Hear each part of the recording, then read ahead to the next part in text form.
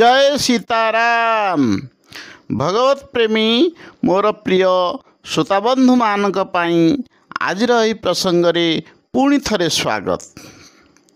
प्रिय श्रोताबंधु मानक उद्देश्य रे आजिर प्रसंग रखिबाकु जाउछु मनीषर स्वभाव बदली थाए किपरि।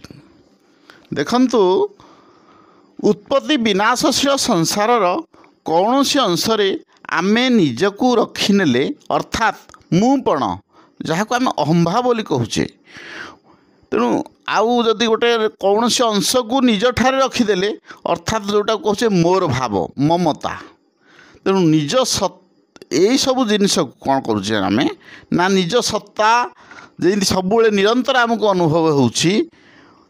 तेणु मु मोर भाव बदलुथिबार प्रत्यक्ष देखा जाउछि। सेतेबेले आम भावुचे कौन ना प्रथमे मु बालक थी ओ खेलना प्रभृति मोर थिला एवं मु युवक बा वृद्ध एबे एबे स्त्री पुत्र धन घर प्रभृति मोर। यही प्रकार मु ओ मोर परिवर्तनर ज्ञान आमको हेउछि, किंतु निज सत्ता परिवर्तनर ज्ञान हेउ नाही। यह ही ज्ञान अर्थात विवेक।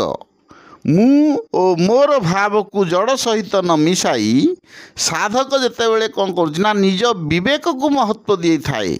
मु जहाँ सहित मु ओ मोर भाव को मिसाउछि से सबु बदलुछि, किंतु मु ओ मोर बोली कहूथिबा मु माने मो सत्ता यथावत रहुछि। तेणु जड़र परिवर्तन ओ अभाव तो अनुभूत हेउछि, परंतु स्वयं परिवर्तन ओ अभाव काहारी को अनुभूत हेउ नाही। कारण स्वयं रे कदापि किंचिनात्र माने खूब कम परिवर्तन ओ अभाव हुए नाही। यही विवेक द्वारा मु ओ मोर भाव त्याग करिबा नितांत दरकार। शरीर मु नुहे कि परिवर्तनशील वस्तु मोर नुहे। यह ही विवेक द्वारा अज्ञान नाश करिवार तात्पर्य। अज्ञानवशतः विवेक को महत्व न देबारु ही परिवर्तनशील संगे अपरिवर्तनशील संबंध हुए। जी विवेक जागृत करी परिवर्तनशील मु ओ मोर भावर संबंध विच्छेद करी देछि, ताहार सेही विवेक सच्चिदानंद घन परमात्मा को प्रकाशित कराई दिए अर्थात अनुभव कराई दिए। तेषामादित्य वज्ञानं प्रकाशयति तत्परम। विवेक पूर्ण रूपे जागृत हेले परिवर्तनशील निवृत्ति सबुले हो जाए।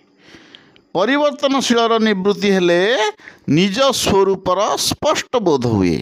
फल सर्वत्र परिपूर्ण परमात्म तत्व प्रकाशित हुए अर्थात ता सहित अभिन्नता मध्य अनुभव हुए।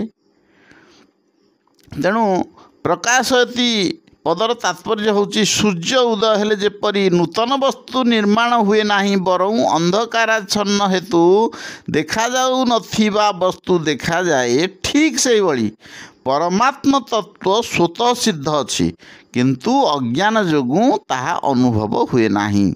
विवेक द्वारा अज्ञान दूर हो जिवा मात्रे सेही स्वतः सिद्ध परमात्म तत्व ही अनुभव हेबाकू लागे।